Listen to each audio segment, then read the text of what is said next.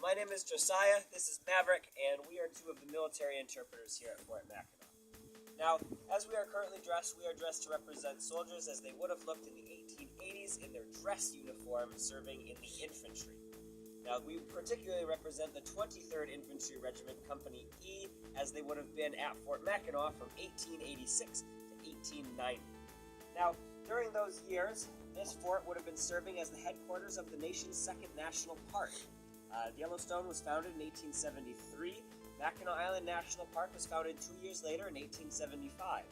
Fun fact about those parks, all of the original parks were run by the War Department in their early history, since there was no regular park service to take care of them. And so, that is what Fort Mackinac was serving as for its last 20 years of official military history. It was serving as the headquarters of a national park. Now, we represent the 1880s, and this is a model 1841 6-pound smoothbore field gun. It has a maximum range of just about 1 mile, which would put the ball on Round Island just across the way, but it's more accurate about half that range to the lighthouse, since it is both a smooth bore and a muzzle loader. Now, this cannon would have seen the primary military service during the Mexican-American War, and then it would have seen some limited service in the American Civil War 20 years later, but it would have been fairly outdated by then. By the 1880s, when this type of cannon shows up at Fort Mackinac, it is thoroughly outdated, almost 40 years old at that point. And so, the existence of such an old piece up on these walls highlights its military, or rather lack of military importance. No one was sailing any warships to come take this island. We had a peaceful border established with Canada for about 60 years at that point, and so you're looking at a very peaceful installation that is running a national park. But all these soldiers are still regular military, and so they have lots of regular soldierly duties to do around the fort. And one of those very routine duties would include firing whatever piece they had in a salute shot capacity. So that is a ceremonial or celebratory explosion.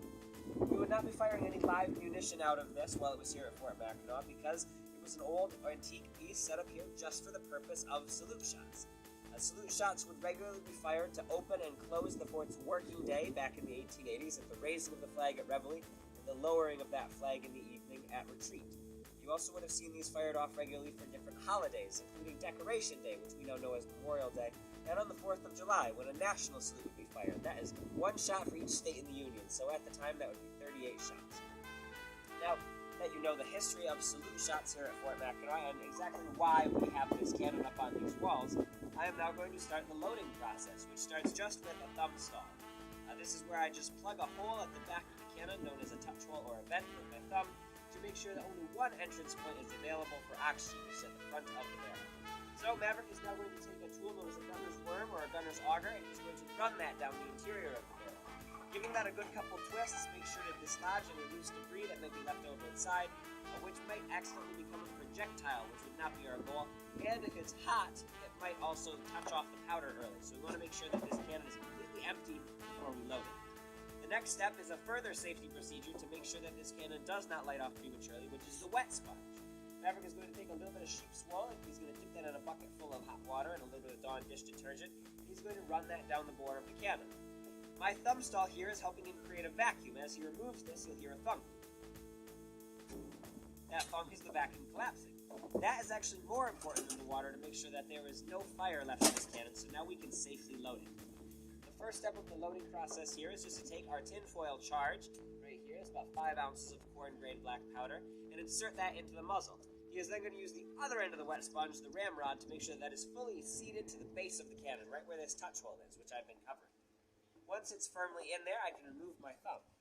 So now we have a little baked potato worth of black powder wrapped in some tinfoil right down at the base of that cannon, accessible through that touch hole.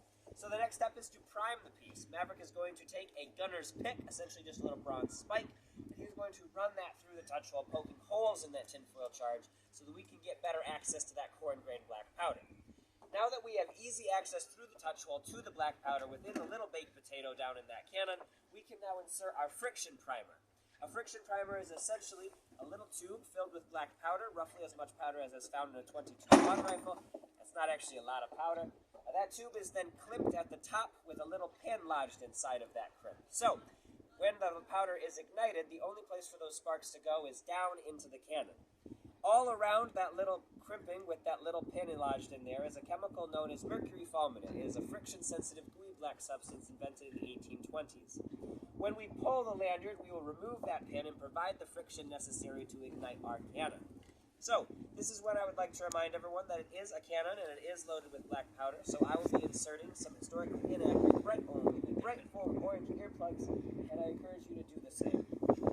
Alright, now there's only 2 commands left, and they are, ready, fire! And that is our cannon firing. Thanks for coming up. So, if you have any further questions about this cannon, you can